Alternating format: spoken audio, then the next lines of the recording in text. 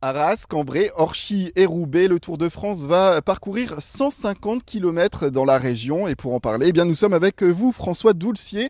Vous êtes des amis de Paris-Roubaix, l'association qui parle de cette grande course également après le Tour de France. Et vous êtes également spécialiste de cyclisme ici dans la région. Première question, quels seront les points forts de cette édition ici dans la région? D'abord, on a une étape très courte qui fait environ 150 km, propice aux attaques, et 15 secteurs pavés qui font quand même 22 km au total. Donc ça sera significatif et très dur. Ouais.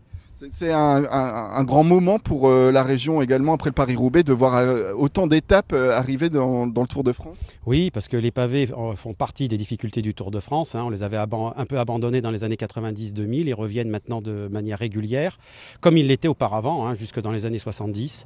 Donc on est très fiers. Pour nous, c'est de la reconnaissance aussi du travail accompli. Et il faut être aussi clair, les secteurs pavés sont beaucoup plus carrossables qu'ils ne l'étaient il y a une quinzaine d'années. Justement, parlons-en de ces fameux pavés. C'est une grande étape pour les cyclistes. Ça peut être dangereux, on le sait, avec le Paris-Roubaix. Pour ce Tour de France, comment le terrain est préparé et comment les cyclistes vont s'adapter à cette étape du Tour de France? Alors bien sûr, on a préparé Paris-Roubaix et le Tour de France. En fait, nous, on fait la chasse aux nids de poules et aux ornières qui ne rapportent que des pièges et qui ne rapportent pas des difficultés qui sont intéressantes pour les coureurs. Ce qui est intéressant pour les coureurs, c'est de passer sur des pavés carrossables, de manière à ce que la sélection se fasse vraiment sur les qualités physiques des coureurs et non pas sur incident ou sur chute. Donc on a préparé ça depuis 1 an. On est maintenant prêt. On a supprimé tous les pièges les plus dangereux. On a même balayé des virages qui étaient un peu gravillonneux pour que la fête soit belle et qu'il y ait quand même des écarts significatifs à l'arrivée. Ouais. Dernière question, François Doulcier, pour le téléspectateur qui va regarder ce reportage, quels conseils vous pourriez donner?